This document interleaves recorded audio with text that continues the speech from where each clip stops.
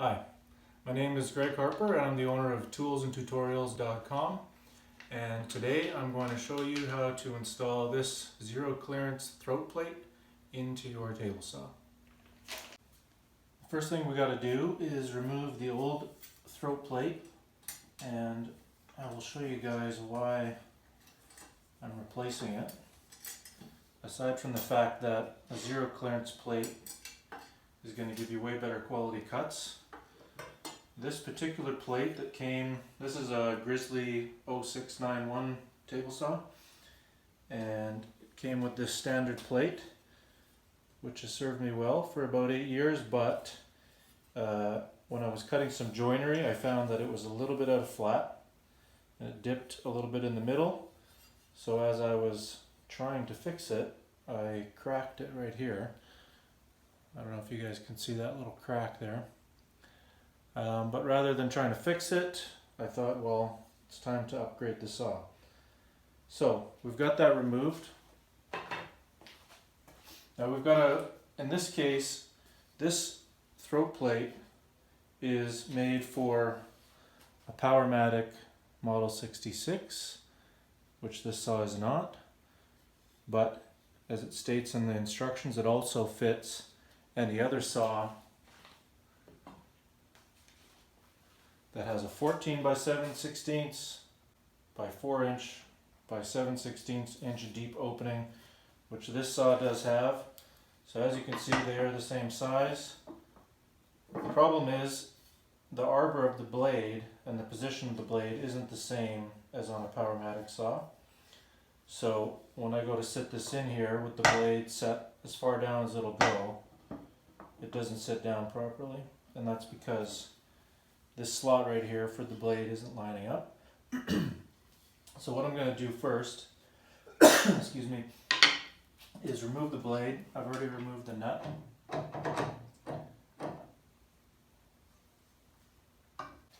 So now that we've removed the blade, what I'm going to do, and I will say I didn't know that this slot wasn't in the right place when I bought it, but that's okay, because it came in 2 days from Lee Valley and I needed it quick. So what I'm going to do to start this off is I'm going to use my dado stack, and I'm going to make a preliminary cut like this in the bottom, and it'll be somewhere closer to the middle before I set the blade through. So I'm just going to use the two sides of the dado stack. I don't need to use any of the chip breakers because it's just got to be basically a little bit wider than the blade. So I'm going to set both of these in here.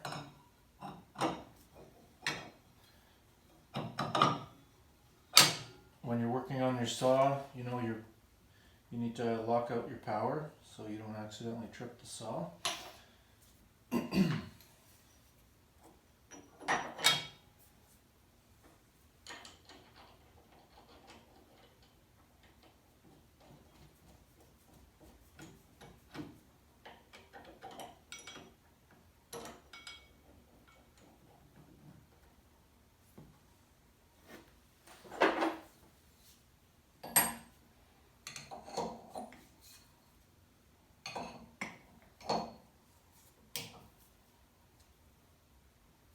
Okay, that doesn't need to be super tight, just good and snug.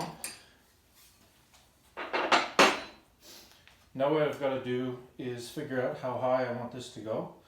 So I'm just going to put something flat across the top of this, and I'm going to see how many turns it takes on the handle to get that blade to come up just before it touches the bottom here. So I'm going to go 1, 2,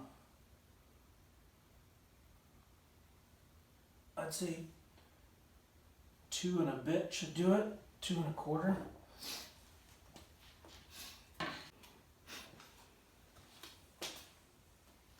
Okay, so what I ended up doing, I put some adhesive melamine edge tape on here, a couple layers, built it up.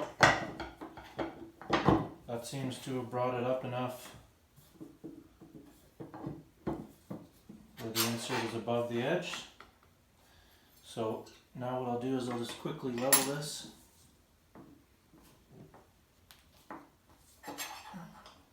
close.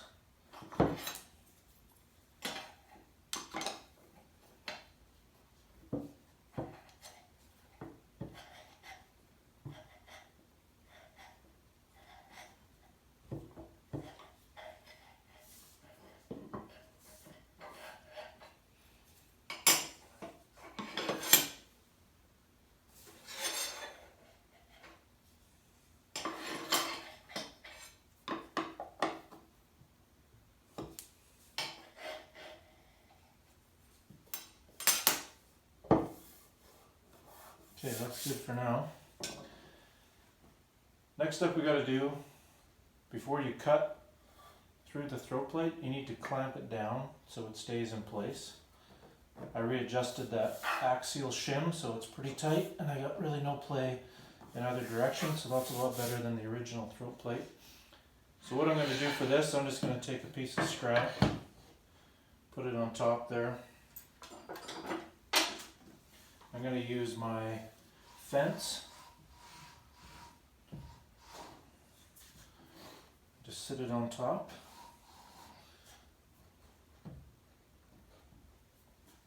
Obviously I'm going to make sure that the fence is out of the way of the blade, even though it shouldn't come up that high. And I'm going to clamp the back of this, make sure it stays in place. Okay, so that's definitely not going anywhere. Clamp that down. So now I'm going to bring that dado stack up just to create a relief on the back side of the throat plate. I'm not going to come all the way through the throat plate, so I probably won't see any dust on this. But as I remember, I did 2 1/4 turns, so I'm going to do that now.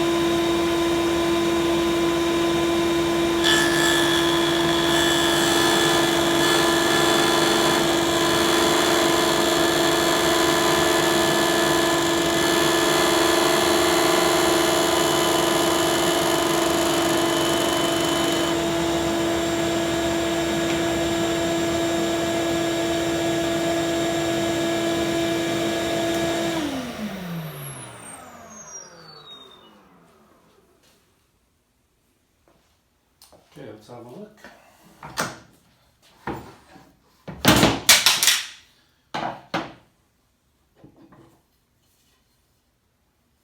Okay, seemed to do a decent job. See, created a new relief there. Now the only thing I don't know yet is if it's going to be enough space for the blade. So we'll check that next. Okay, next step. I got that throat plate shimmed up in every which way. I've got a sacrificial piece of melamine on top, clamped in place, nice and snug. That'll hold the throat plate in. And the next step is to bring the blade all the way up to maximum height through the throat plate. Then I'll drop it back down. We'll have a look.